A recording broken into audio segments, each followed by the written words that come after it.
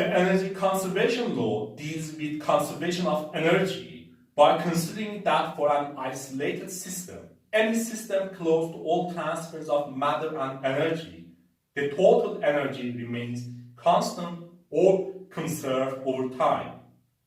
as energy can neither be created from nothing nor destroyed to nothing, but it can only be transformed or transferred from one form of place to another.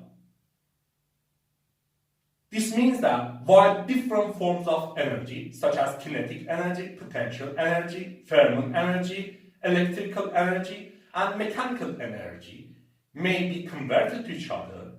without an external agent to add or remove energy, the initial and final total energies will be equal, and sum of amounts of all kinds of energies will remain unchanged. Interestingly, this law can be proven by a theorem known as Noether's theorem, as a consequence of the fact that laws of physics don't change over time. Another way to express the energy conservation law is by the first law of thermodynamics, which is often stated as, without transfer of matter, the internal energy or thermodynamic energy increase, delta U, is the sum of heat and work brought to the system. Or in other words, all energies brought to or taken from system by two forms of transfer of energy, heat and work, are added to or removed from its internal energy, the energy contained within it, without any loss or creation of energy. In this regard, other equivalent statements are also possible, which emphasize other aspects. For example, another equivalent statement is the impossibility of perpetual motion machines of the first kind, or machines which can produce work infinitely without an external energy source. The law of energy conservation has numerous applications in natural sciences, as it keeps count of energy, a basic physical quantity in dealing with systems and natural phenomena. Calculations in many fields and subjects, such as thermochemistry, thermodynamics, different fields of engineering, and design of instruments and machines, require equations obtained from the law of conservation of energy. For example, in thermochemistry, based on the law of energy conservation, heat produced or consumed by chemical reactions is related to and calculated from enthalpies or bond energies. Historically, the law of energy conservation was developed within the development of classical mechanics. The earliest development of classical mechanics, often referred to as Newtonian mechanics, was established by English scientist Sir Isaac Newton through publication of his famous Principia books in 1687. But at this time, the concept of energy, then known as Visvifa or living force of the system, was at its early stages.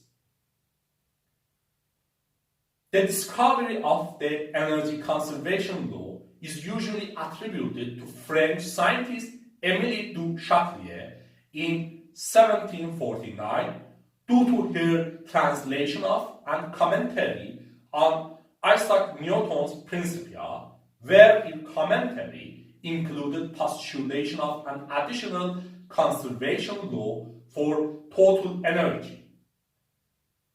But we should also consider that many other scientists have also contributed to the concept of energy and its conservation law before or after Émilie du Châtelet, and some forms of energy, such as heat and its conversion to and from mechanical work, weren't understood well until next decades and century. Later, in 1905, Albert Einstein proposed the idea of mass-energy equivalence, related to his famous formula of E equals m times c squared, or energy equals the product of mass with the speed of light squared. This revealed that, in general, we should consider conservation of energy and mass together instead of conservation of energy or mass alone, as energy and mass cannot be created from or destroyed to nothing, but they can be converted to each other, and energy can be produced from disappearance of mass, or energy can disappear to produce mass. In this regard, it is still possible to consider the energy conservation law alone if we consider the mass-energy equivalence in total energy, or in simple words, if total energy also includes the energy associated with mass. Fortunately, in physical and chemical chains, we can neglect such matters and we can consider conservations of energy and mass separately, while this is not the case with nuclear reactions, especially particle-antiparticle annihilation or creation in particle physics.